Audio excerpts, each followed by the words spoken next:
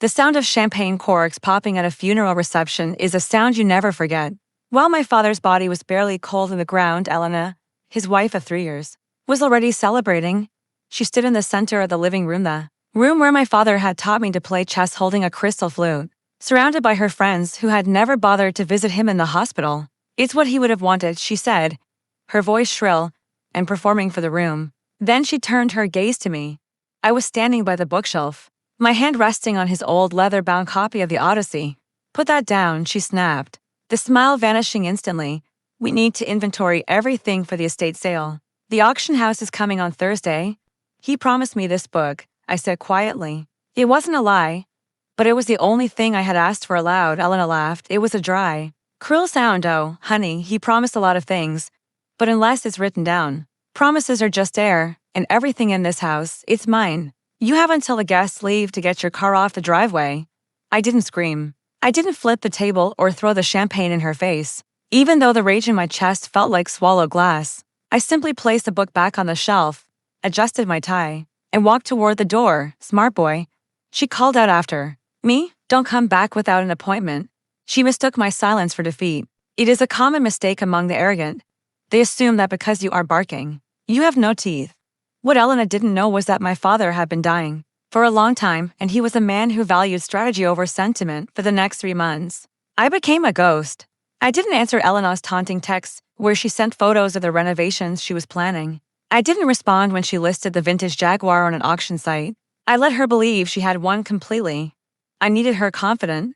I needed her to spend money she didn't technically have yet, to dig a hole so deep she couldn't climb out of it. My father had known Elena was fond of the phrase "he promised me." She had used it to get a new car 6 months into the marriage and a diamond bracelet. When he was first diagnosed, he knew that once he was gone, she would rely on that phrase to strip the estate bare. The day of the probate hearing arrived with a gray, relentless drizzle. Elena walked into the courtroom wearing black silk, looking more like a grieving widow from a soap opera than a real person. She had a lawyer with her, a man who looked bored and expensive. I sat alone at the plaintiff's table. No lawyer, just a single USB drive and a thick file folder. Elena took the stand first. She put on a masterclass in tearful manipulation. She told the judge how she had cared for my father, how he had looked into her eyes and told her that the house, the investments, and the offshore accounts were all hers. "He promised me," she sobbed, dabbing her eyes with a lace handkerchief. "He said his son was estranged.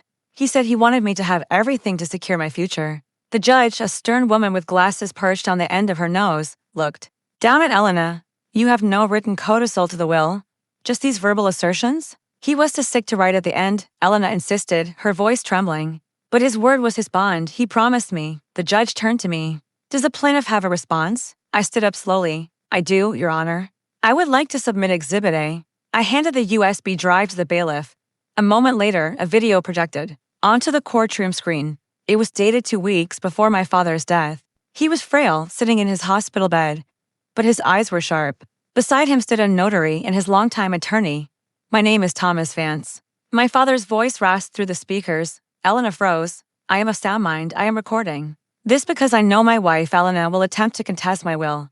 The color drained from Elena's face so fast she looked like a corpse. "Let me be clear," the video continued. "Elena is to receive the statutory minimum required by state law. She has already spent a fortune of my money during my illness, the house, the investments, and the personal effects are left entirely to my son. Any verbal promises she claims I made are false. This video supersedes all previous conversations." The video ended. The silence in the courtroom was heavy, suffocating. The judge looked at Elena, whose mouth was opening and closing like a fish. "On a doc, Mrs. Vance," the judge said, her voice dropping an octave. "It appears the decedent was quite specific. Do you have any proof that counters this video affidavit?" He promised," Elena whispered. But the power was gone. It sounded pathetic now. "That is not proof," the judge snapped.